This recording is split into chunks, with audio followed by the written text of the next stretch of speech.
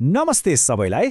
आज हामी कुरा गर्दैछौँ कक्षा 8 को सामाजिक अध्ययनको पहिलो पाठ हामी र हाम्रो समाजबारे। सुन्दा त यो किताबको एउटा च्याप्टर जस्तो लाग्छ हैन, तर वास्तवमा यो हामी आफैको कथा हो। हामी को हौं, हामी कसरी एकअर्कासँग जोडिएका छौं भन्ने कथा। ल आउनुस् यो कथाभित्र अलिक गहिरिएरै डुबौँ न त। एउटा प्रश्नबाट सुरु गरौँ है त। मान्छेहरूको एउटा ठूलो भिड जम्मा भयो भने के त्यसलाई समाज भन्न मिल्छ? कि समाज हुनको लागि अरू केही पनि चाहिन्छ? हो, यहीबाट सुरु हुन्छ हाम्रो आजको यो विश्लेषण।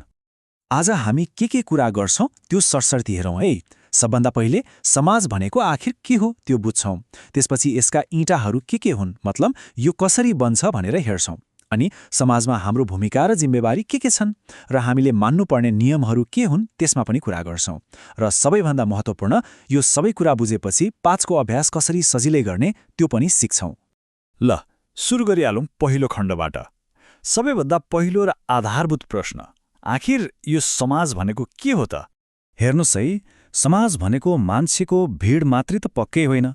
यो त एउटा सङ्गठित तरिकाले बसेको समूह हो, जहाँ मानिसहरूको एउटै संस्कृति हुन्छ, एउटै भूगोल हुन्छ र उनीहरूले बनाएका संस्थाहरू हुन्छन्। यहाँ 3वटा शब्द एकदमै महत्त्वपूर्ण छन्, याद गर्नुहोला: सङ्गठित, साझा संस्कृति र संस्थाहरू। अझै सजिलोसँग बुझ्नलाई एउटा खेलको टिमलाई सम्झिनुहोस् न। जस्तै फुटबल टिम, त्यहाँ हरेक खेलाडीको आफ्नो भूमिका हुन्छ, कोही डिफेन्समा, कोही फरवर्डमा, तर सबैको लक्ष्य एउटै हुन्छ, गोल गर्ने, खेल जित्ने। अनि उनीहरूले एउटै नियम मान्नुपर्छ। हो, ठ्याक्कै त्यस्तै हो समाज पनि। अब समाज भनेको त्यत्तिकै आकाशबाट खसेको कुरा त होइन। यो त बिस्तारै तह मिलेर बनेको हुन्छ, जसको सुरुवात हामी व्यक्तिबाटै हुन्छ। आउनुहोस् हेरौँ न त यसका बनाउने तत्त्वहरू, मतलब बिल्डिङ ब्लक्स के रहेछन्। कस्तो मजाले देखाएको छ है यो संरचना। हेर्नुस् त, सबै कुराको जग भनेको व्यक्ति हो, मतलब एकजना मानिस। अनि व्यक्ति मिलेर परिवार बन्छ, धेरै परिवारहरू मिलेर एउटा समुदाय बन्छ, र यस्तै अनेकौं समुदायहरू मिलेर बन्छ एउटा विशाल समाज। अनि समुदाय भनेको के हो त? हामी सबै कुनै न कुनै समुदायको हिस्सा हौं। जस्तै हामी पढ्ने स्कुल एउटा समुदाय भयो, हामी बस्ने टोल छिमेकहरूको समुदाय भयो, हाम्रो सहर वा गाउँ पनि एउटा समुदाय हो। अझ आजकल त अनलाइनमा पनि कति समुदाय छन् नि हैन, जस्तै फेसबुक ग्रुपहरू, गेमिङ ग्रुपहरू, यी सबै समुदाय नै हुन्। ल समाज कसरी बन्दो रहेछ भन्ने त थाहा भयो, तर यो यति ठूलो संरचनामा हाम्रो आफ्नो ठाउँ चाहिँ कहाँ छ त? हाम्रो भूमिका के हो, हाम्रो जिम्मेवारी के हो? अब यसबारेमा कुरा गरौँ। समाजमा हाम्रो भूमिकालाई 2 तरिकाले हेर्न सकिन्छ। एउटा हो अधिकार र अर्को हो जिम्मेवारी। भन्छन् नि, एउटै सिक्काका 2 पाटा जस्तै हुन्। अधिकार भनेको हामीले समाजबाट पाउने सुविधाहरू, प्रिभिलेज। अनि जिम्मेवारी भनेको हामीले समाजलाई दिनुपर्ने कर्तव्य, ड्युटी। सोच्नुस् त, अधिकार मात्रै लिने तर जिम्मेवारी पूरा नगर्ने हो भने समाज चल्छ होला त? पक्कै चल्दैन। यो भनाइ त धेरैले सुनेको हुनुपर्छ। ठूलो शक्तिसँग ठूलो जिम्मेवारी आउँछ। यसले भन्न खोजेको पनि त्यही हो। समाजको सदस्य हुनु भनेको एक किसिमको शक्ति पाउनु हो, अधिकार पाउनु हो।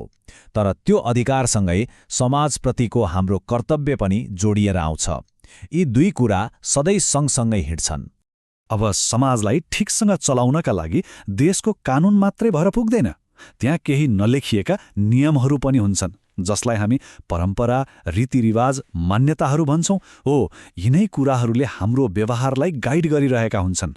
यो तालिकामा हेरौँ न, हामीले दिनहुँ गर्ने कति सामान्य लाग्ने कुराहरूको कति गहिरो अर्थ हुँदो रहेछ।